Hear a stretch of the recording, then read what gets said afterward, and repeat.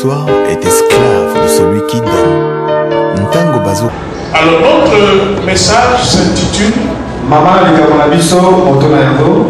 pour ceux qui ont apporté les cahiers et de quoi écrire. Les défis du diable et les réponses de l'enfant de Dieu.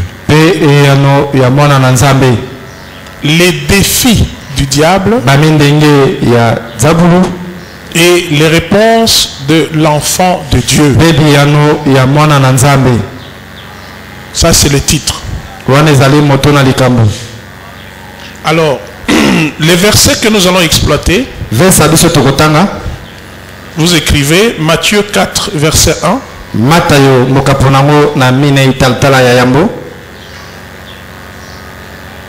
Exode 7 verset 9,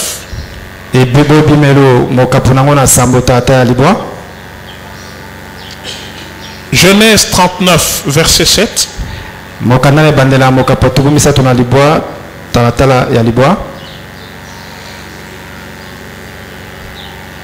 1 Samuel 17 verset d'abord 25, ensuite verset 45.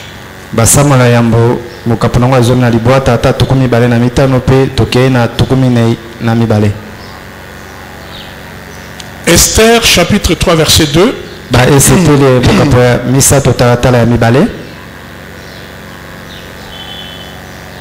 Daniel chapitre 6 verset 12. Et pour terminer, Actes chapitre 4 verset 19.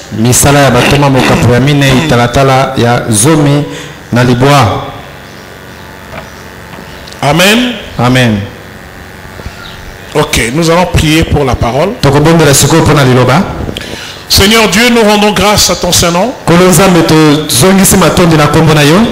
Et nous te recommandons la parole de ce matin. Nous demandons à ce que tu puisses nous inspirer par le Saint-Esprit, afin que tout ce que nous allons dire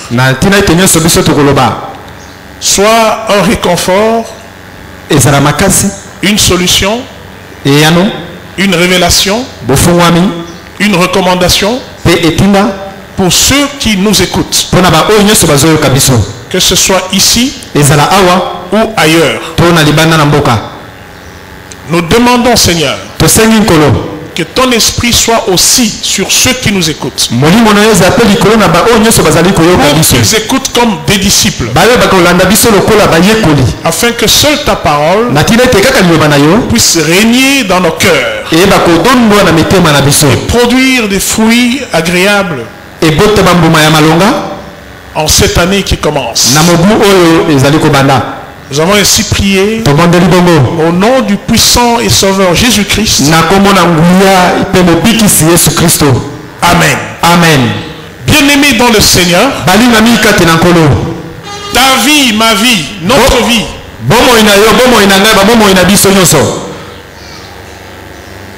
est toujours un défi à relever. Quand tu es devenu un enfant de Dieu, sache que tu as des défis à relever. Le diable va te défier chaque jour. Le diable va te défier partout. Et le diable va te défier en tout. Il va te défier sur le plan de ton corps. Il va te défier sur le plan de ton âme. Il va te défier sur le plan de ton esprit. Et chaque jour, tu dois relever ces défis. Amen. Amen. Bien-aimés dans le Seigneur, pour illustrer ce que je suis en train de dire, nous lisons donc le passage de Matthieu chapitre 4 à partir du premier verset, où il s'est agi de la tentation de notre Seigneur Jésus. Alors nous voyons ici que Jésus lui-même, bien que étant fils de Dieu, a été tenté. Et la Bible dit que non seulement il a été tenté, mais l'Esprit de Dieu l'a emmené expressement pour qu'il soit tenté. Donc c'est Dieu qui permet à ce que son fils Jésus soit tenté. Alors nous lisons donc Matthieu chapitre 4, le premier verset. Alors Jésus fut amené par l'Esprit dans le désert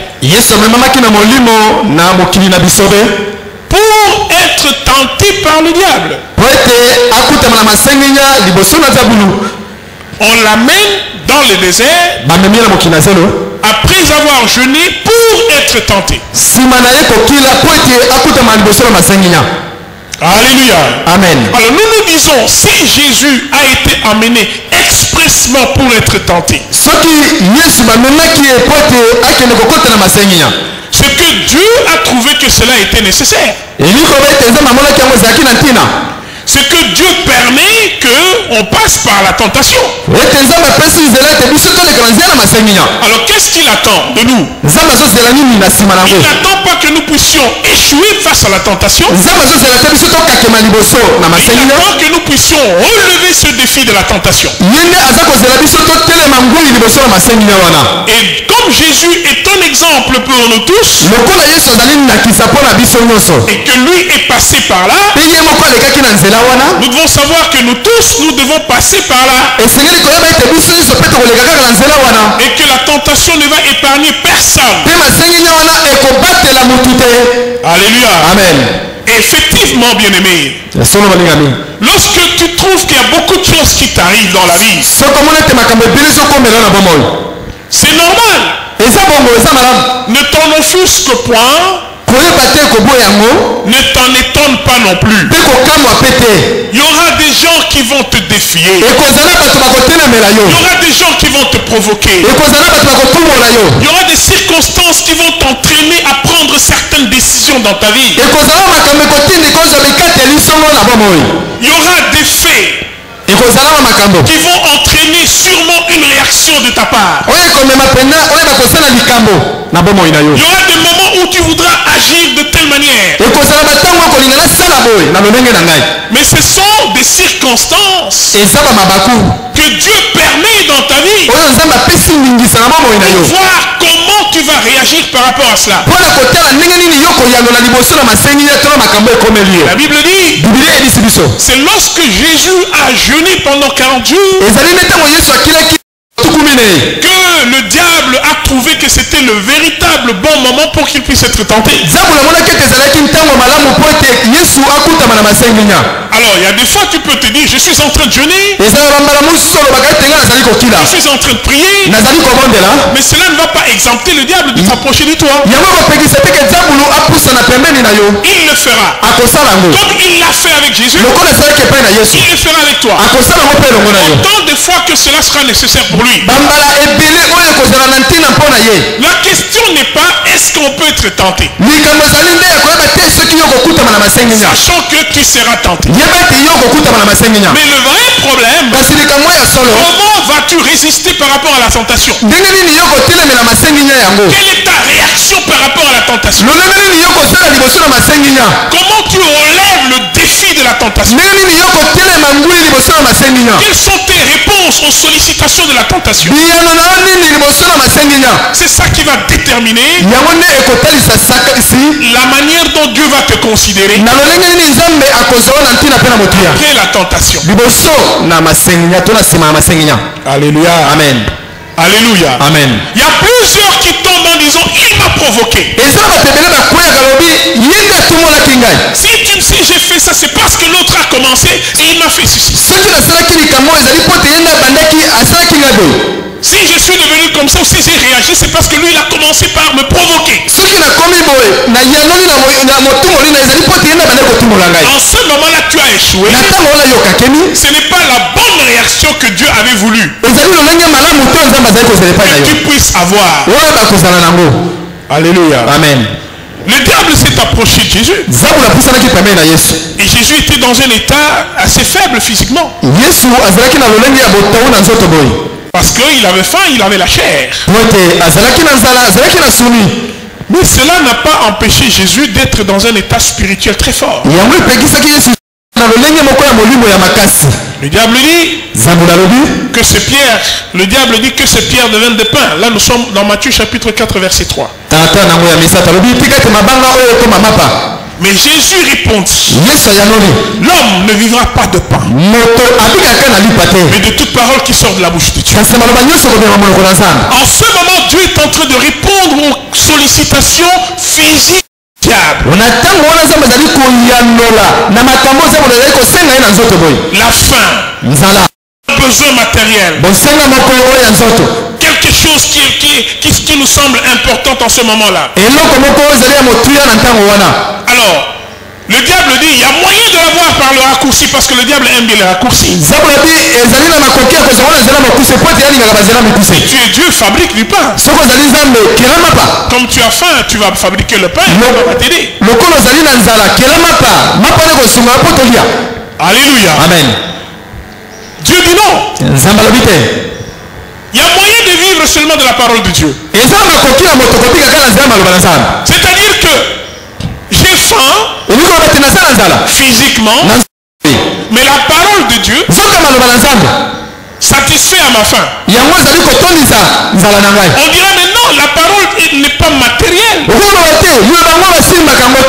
La parole est spirituelle.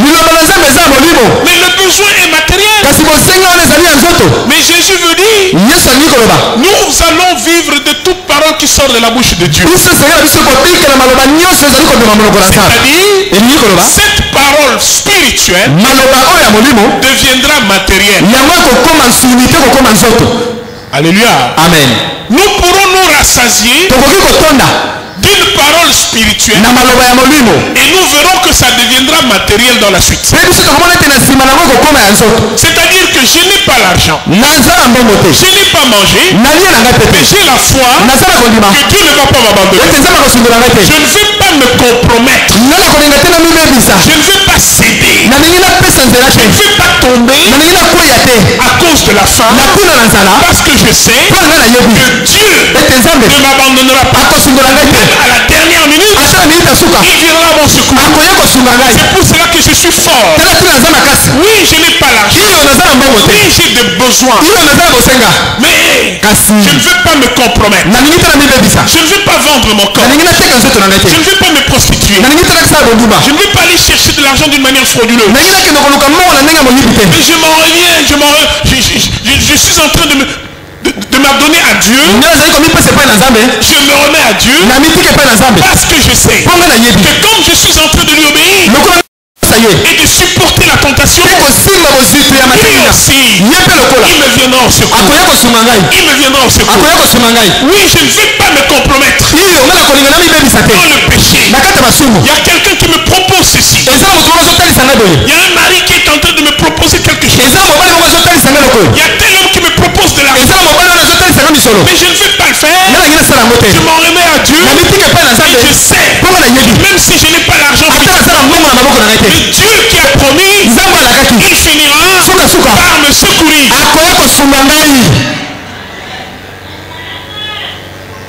Tu n'es pas intelligente. Tu ne sais pas quelles sont les opportunités que tu rates. Oui, je préfère rater ces opportunités. Parce que je sais que Dieu va me secourir d'une manière ou d'une autre. Tu relèves le défi du besoin physique. Un enfant de Dieu doit apprendre à relever ces défis. Nous manquons quelque chose à la maison. Je ne sais pas. Qu'est-ce que nous allons manger? Je n'ai pas d'argent. Je n'ai pas de moyens. Et je ne peux pas aller mendier. Je ne peux pas aller voler. Qu'est-ce que je vais faire? Seigneur, tu as dit que l'homme ne vivra pas de pain seulement, mais de toute parole. Je voudrais en ce moment que tu viennes à mon secours. Bien-aimé, lorsque nous sommes en train de commencer à faire confiance en Dieu dans ces moments extrêmes, ça va nous permettre de réaliser si vraiment Dieu dit vrai ou bien si Dieu est en train de m'en demander. Et quand on fait confiance en Dieu dans ces moments-là, Dieu dira, c'est vrai, il me fait confiance, je dois agir. Sinon, si je n'agis pas, il verra que Dieu n'existe pas. Dieu est en train en quelque sorte de forcer Dieu. Alors Dieu dira, Gabriel, où est-ce que tu devais aller? Gabriel dit, je devais aller en Albanie. Il dit, non, ne va pas en Albanie. Va à Kinshasa. Parce qu'il y a mon fils. Il y a ma fille. Il y a un besoin urgent. Alléluia. Amen. Alors Gabriel ne va plus aller en Albanie. Il sera détourné. Il va à Kinshasa. Parce qu'un enfant de Dieu a relevé le défi. Oh, je ne t'entends pas. Le raccourci du diable dira, va trouver tel homme, il va te donner de l'argent. Et c'est facile à faire ça. C'est plus difficile à résister. Mais Dieu ne va pas te considérer si tu ne résistes pas. Il a besoin de personnes qui peuvent relever les défis. Alléluia. Amen. Partout dans le travail, qui est secrétaire quelque part, le patron commence toujours à tourner tout autour de toi avec un sourire qui en dit long, avec une forme de gentillesse qui est un message.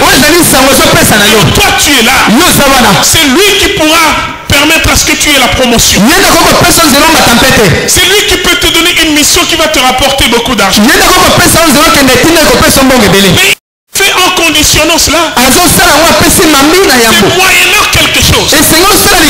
Alors qu'est-ce que tu vas faire?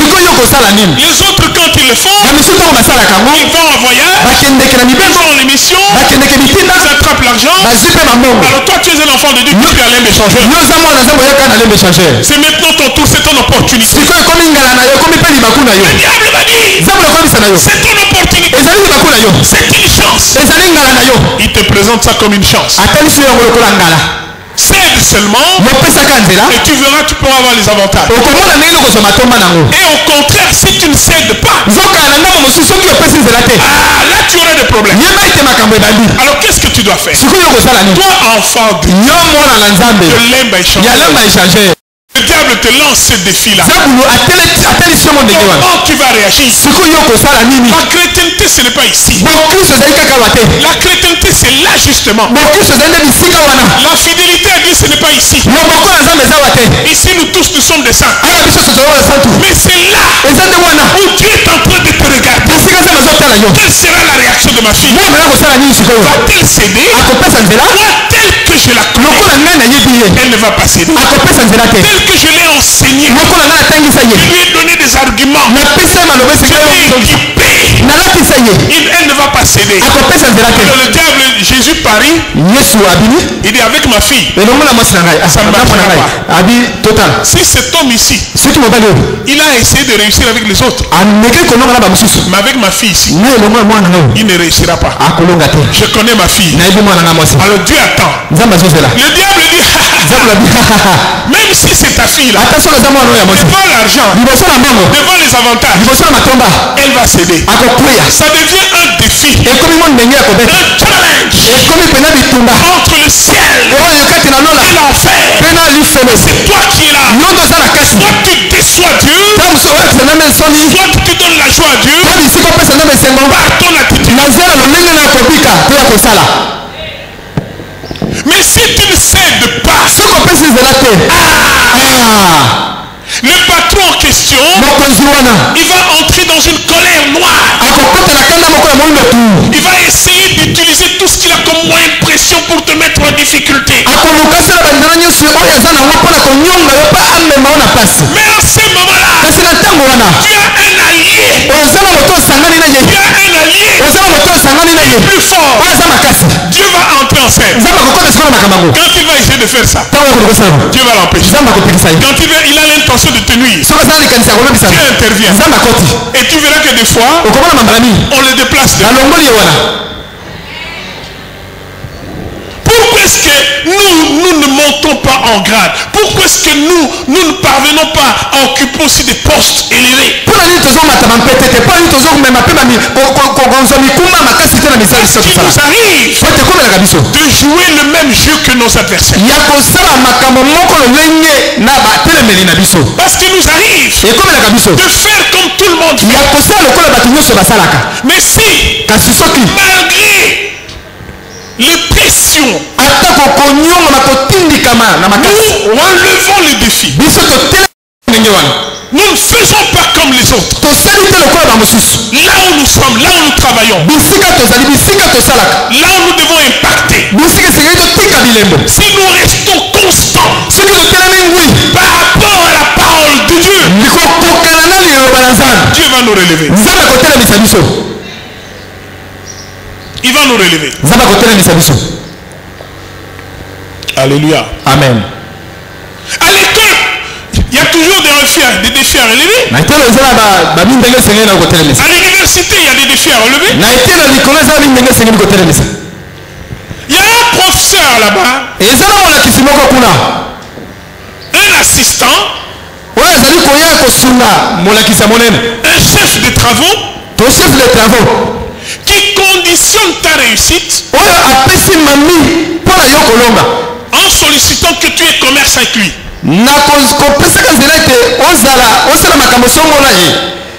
Alors toi tu es là. Tu as besoin de pouvoir passer de classe ou d'avoir, je ne sais pas moi, ta licence ou ton diplôme de graduat.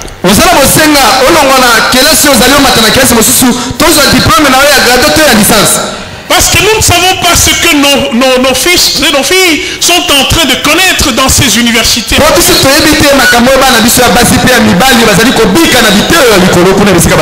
Il y a beaucoup de défis à relever là-bas. Ils sont confrontés à beaucoup de situations, à des pressions, à des harcèlements sexuels.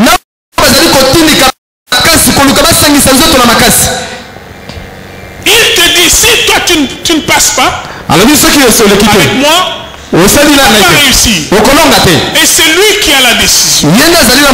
Il peut te cautionner, tout comme il peut te favoriser. Et il est clair. Mais toi, enfant de Dieu, qu'est-ce que tu vas faire? C'est clair. Tu restes constante. Tu restes un enfant de Dieu.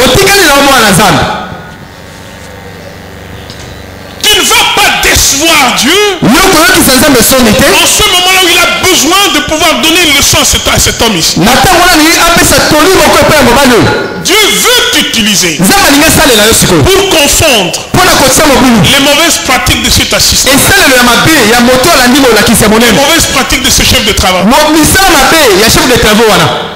Il veut t'utiliser. Dieu veut que tu témoignes qu'il y a aussi des véritables enfants de Dieu.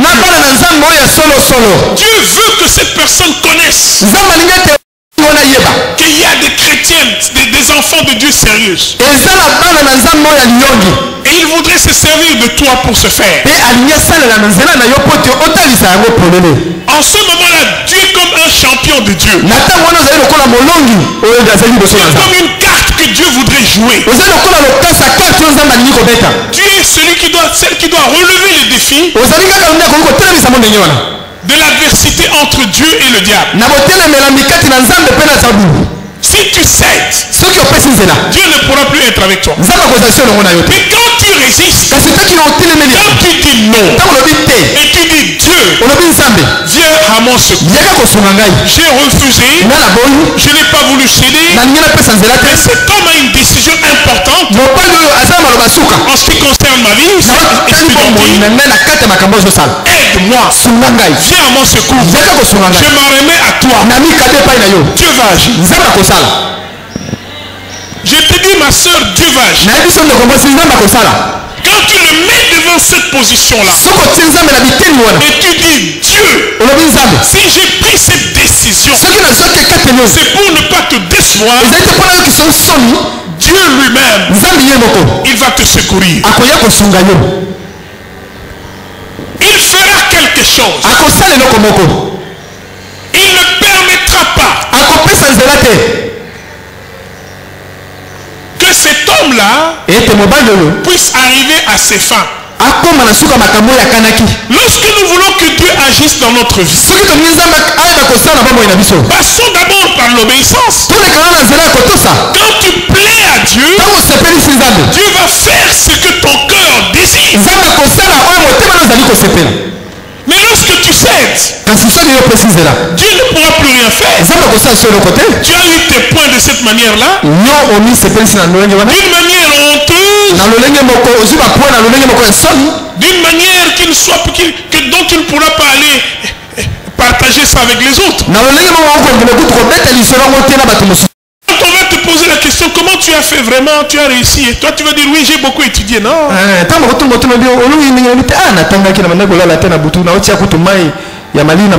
Non. On sait comment tu as réussi. Et ça ne va pas te porter aussi beaucoup de bonheur. Et si à l'université tu as fait ça, dans le milieu professionnel tu vas aussi continuer.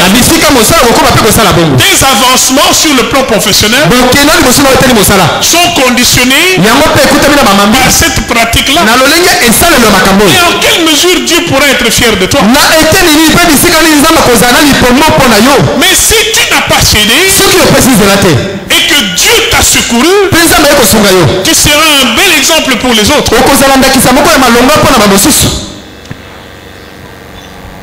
Alléluia. Amen. Et pourquoi vous me regardez silencieusement?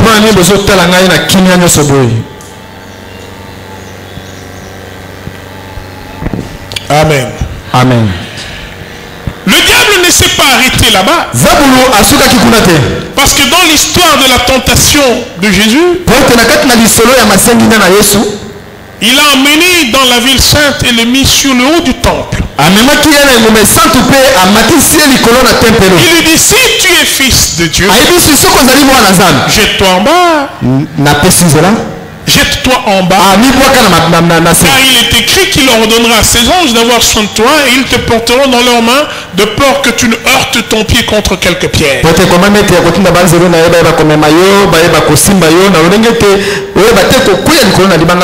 Ici, il est en train de vouloir que Dieu fasse un miracle. Il faut un miracle. Il faut quelque chose d'extraordinaire. Bien aimé, dans notre vie, de temps en temps, nous avons besoin de l'intervention de Dieu d'une manière miraculeuse. C'est vrai, Dieu, il nous guérit de nos maladies. Dieu nous guérit de nos infirmités. Dieu agit là où nous sommes limités. Là où il y a des impossibilités, il rend les choses possibles. Notre Dieu est un Dieu de miracles. S'il ne faisait pas de miracles, il ressemblerait à d'autres dieux. Mais notre Dieu agit miraculeusement. Et moi j'aime le surnaturel dans ma vie. Sauf que les miracles ont plusieurs sources. Parce que c'est aussi un domaine que le diable exploite. Il n'y a pas de miracle forcé. Quand Dieu veut faire un miracle, il n'est pas forcé de le faire. On ne va pas aussi le forcer à le faire. Il arrive que nous prions pour celui-ci. Dieu guérit. Il arrive que nous prions pour celui-là. Il n'y a rien. Cela ne veut pas dire que Dieu n'a pas voulu. Dieu est souverain dans ce qu'il fait. Et il n'y a pas un seul miracle qui ressemble à un autre miracle. Mais le diable, il aime entrer dans des systèmes. Bien aimé, je crois que vous suivez les émissions à la télévision. Nous sommes dans Zondo TV.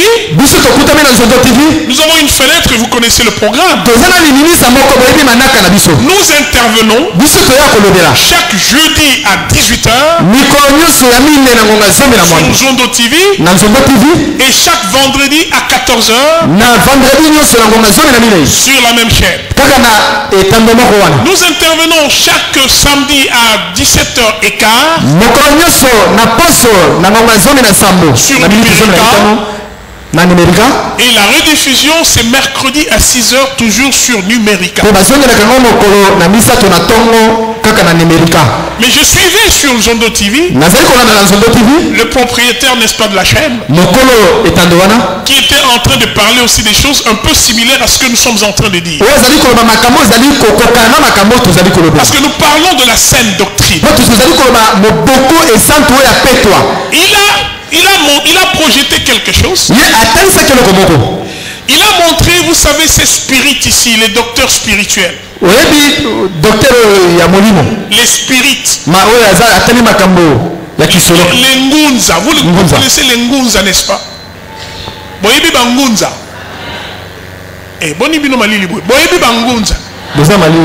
Ceux qui vont fréquenter les ngunza, ils savent ce que les ngunza font. Quand tu vas chez le ngouz, sache qu'on va te ngouziser. Comment ils font? Ils font sortir des choses dans le corps. Et il a montré là-bas, c'était un jeune qui était en train de prier pour une autre personne qui s'était rendue là-bas, sûrement un candidat. Qu'est-ce qu'il faisait? Il nettoie, il essuie, n'est-ce pas, sa main avec de l'eau. Alors il met sa main ici. Il fait sortir un escargot. Il met sa main derrière. Il fait sortir une grenouille. Il met sa main ici. Il fait sortir un lézard. Il prend sa bouche, il suce ici. Il fixe sa bouche ici. Il fait sortir du sang. Amen. Amen. Je ne sais pas si vous aviez vu ça. Moi j'ai vu ça. Alors on lui demande qu'est-ce qu'il fait. Comment tu fais? Il dit, mais nous avons l'habitude de faire ça. C'est notre science, c'est notre art. Mais nous regrettons qu'aujourd'hui les pasteurs sont en train d'utiliser, de commercialiser, d'exploiter notre art ici. Ils le font dans leurs églises. Et les gens viennent. Ils prétendent qu'ils font ça au nom de Dieu. Et les gens leur donnent de l'argent. Qu'ils nous laissent avec ce que nous avons l'habitude de faire. Ils ne connaissent pas que les ngouzas font ça depuis toujours. Maintenant le ngouzisme est entré dans l'église. C'est un pasteur qui exploite ça. Et c'est toujours, c'est toujours la même chose, ce sont les mêmes histoires qui tournent autour de Mousselekete, de grenouilles, de mbembe. Les miracles de Jésus, les aveugles voient. Nous disons Amen. Amen. Les vrais aveugles. Parce qu'aujourd'hui il y a même les pasteurs qui s'arrangent, qui amènent des faux aveugles à l'église. Quelqu'un que l'on tient comme ça, il entre dans l'église. Alors le pasteur dit, vous allez voir une démonstration de la puissance de Dieu. Alléluia. Amen. Et il prie. Et là-bas il y a quelqu'un qui dit, maintenant je ne voyais plus mais maintenant je vois. Les gens prient, ah voilà.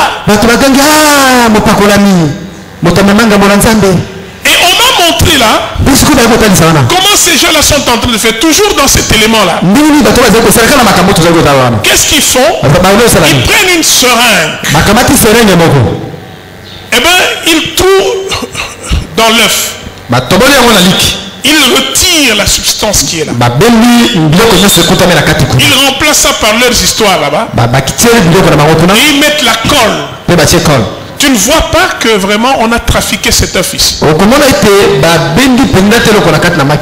quand ils vont faire sortir l'œuf en toi, quand on jette l'œuf, ça éclate, il y a du sang, il y a des bestioles là-dedans. Voilà ce qui était en toi. Quand toi tu regardes, tu dis tout ça, c'est venu de moi, donc c'était en moi. Alors cet homme ici il est fort. Si tu dis argent, tu vas donner argent. Alléluia. Amen. On dit aujourd'hui, ils vont séduire les élus par des miracles mensongers.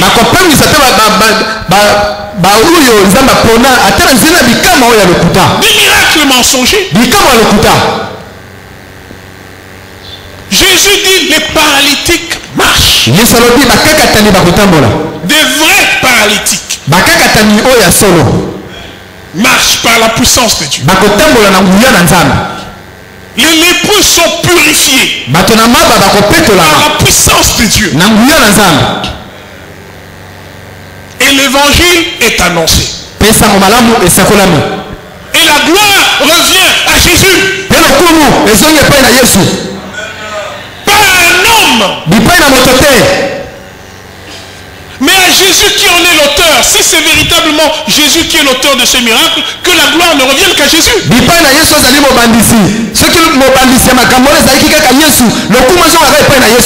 si la source est humaine, vous allez le remarquer par beaucoup de publicités focalisées autour de la personne.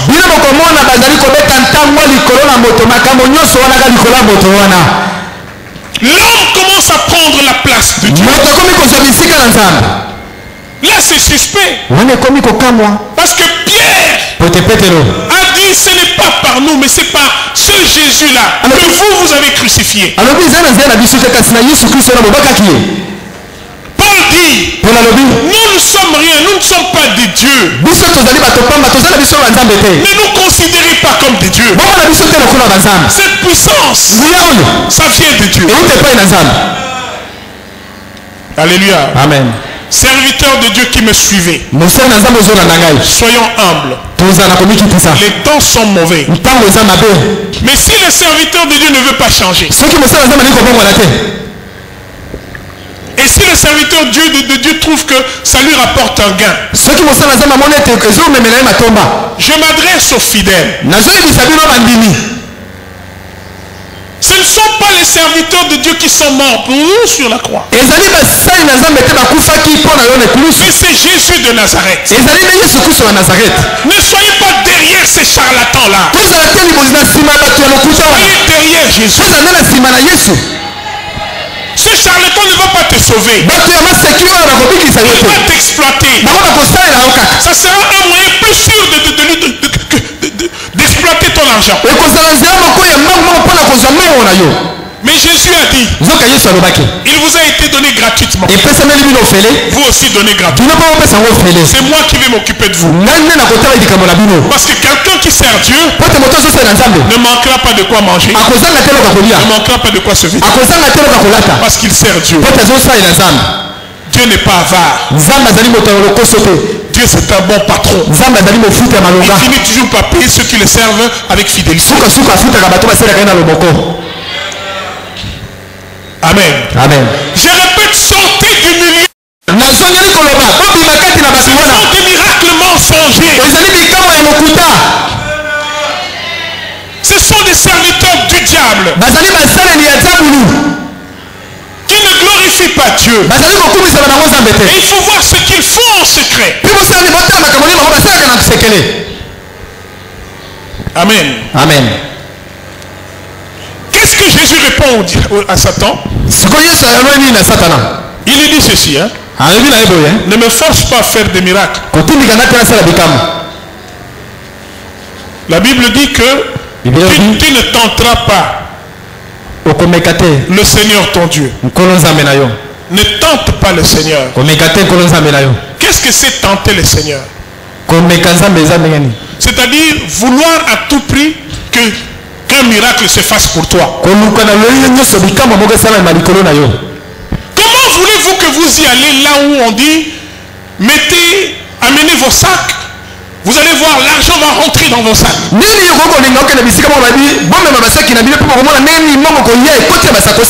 quand on prie, quand il entre dans les sacs. Mais ce sont des tours de magie, ça. Jésus, nulle part, il a pris son argent et il a donné à quelqu'un. Jésus n'a jamais donné de l'argent à qui que ce soit. Même les mendiants qui venaient, ce n'est pas Jésus qui donnait l'argent. Il ordonnait peut-être à Judas qui détenait la caisse. Toi tu peux donner. Mais l'argent sorti de la poche de Jésus vers quelqu'un, il le faisait par personne interposée. Un jour on lui a demandé, est-ce que tu peux pas l'impôt? Il a dit à Pierre, Pierre, va un peu, cherche, n'est-ce pas, un absent et une ligne. Va dans le lac. Va pêcher. Quand tu vas pêcher, tu vas attraper un poisson. Sors le poisson. Ouvre le poisson. Et tu verras quelque chose. Il envoie Pierre. Pierre va travailler. Va pêcher. Pierre attrape un poisson. Et Pierre ouvre le ventre de ce poisson pour prendre la pièce qui leur a servi à aller payer l'impôt. Quelle acrobatie! Dieu ne va pas te donner de l'argent comme ça. Le matin tu te réveilles, tu trouves l'argent. Sous l'oreiller tu trouves l'argent. Sous le matelas tu trouves l'argent. Ça c'est le diable qui fait ça. Dieu ne fait jamais ça. Quand tu te réveilles avec de l'argent dans le sac, ce n'est pas Dieu. Ça ne vient pas de Dieu. Ce ne sont pas les méthodes de Dieu. Dieu aux enfants de Dieu la sagesse. Et cette sagesse te procure l'argent. Cette sagesse te permet d'investir à bon escient. Cette sagesse te permet de choisir, de sélectionner des personnes avec qui tu peux faire des affaires. Cette sagesse te permet de ne pas prendre des décisions précipitées que tu regretteras plus tard. Et c'est avec cette sagesse que Dieu donne la richesse. Alléluia. Amen. Amen. Amen. Ne tentez pas Dieu. Je veux voir à tout prix un miracle pour moi. Comment est-ce que les autres ont de l'argent? Moi aussi je voudrais aller quelque part pour que quand on va commencer à prier, je puisse aussi avoir l'argent dans mon sac.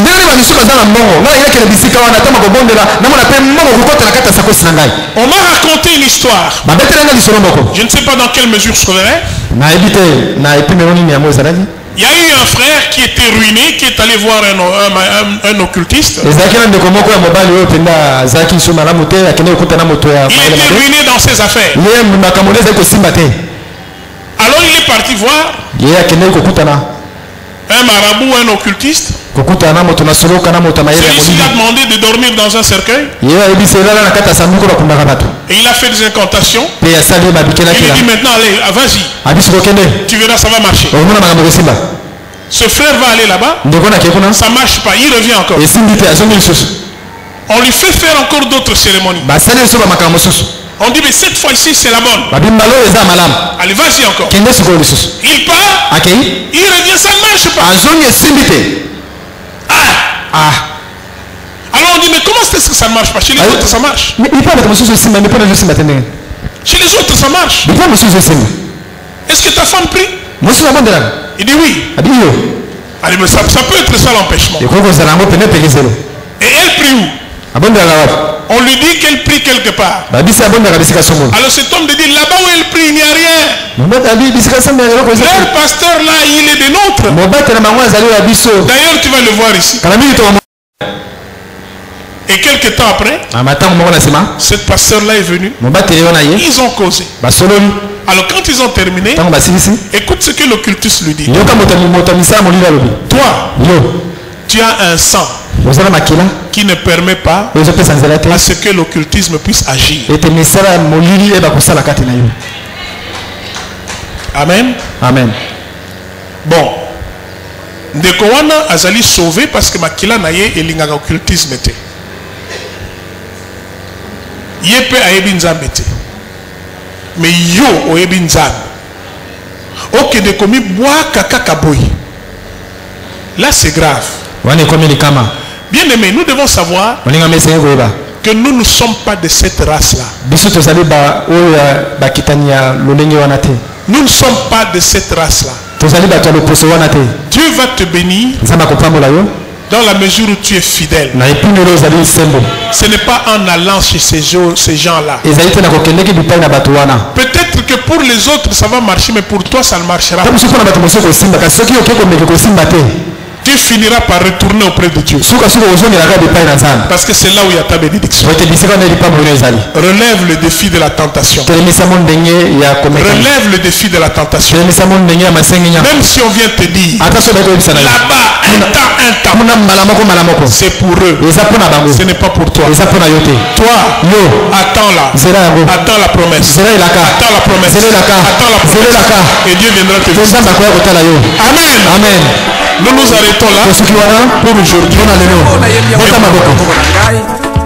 eza koloba sizuna bato balinga kotonga bato aliaka mpona kotonga asalaka nyonso ka mpona kotonga. Vous avez remarqué que nous n'avons exploité que Papa Saka. Il reste encore d'autres. Si ça. On va le faire prochainement. Amen. Amen.